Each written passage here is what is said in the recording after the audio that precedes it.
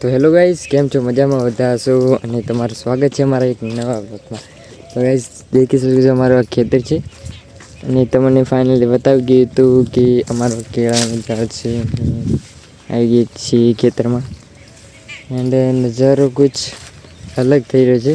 પરમ દિવસે છે દિવાળી અને આજે તો કોઈ ફટાકડા પણ ફોડી નહીં દીધું એન્ડ જોવા મળી રહેશે તમને અમારા એક નવા વ્લોગમાં અનેક જાણકારી.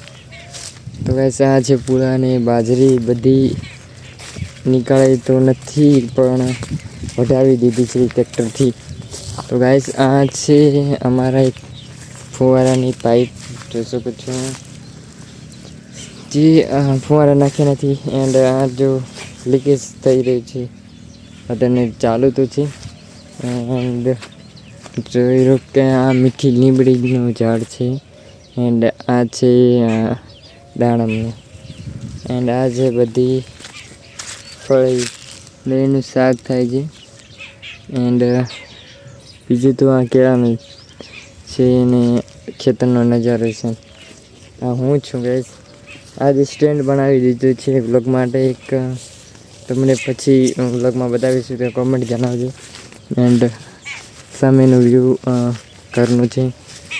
તો ફાઇનલી બતાવતા તમને દેખાડી દઈએ. પેલું કાકાનું ઘરે, હા તે પણ કાકાનું જ છે. ઘરે પણ આ એરંડા છે ગાઈસ.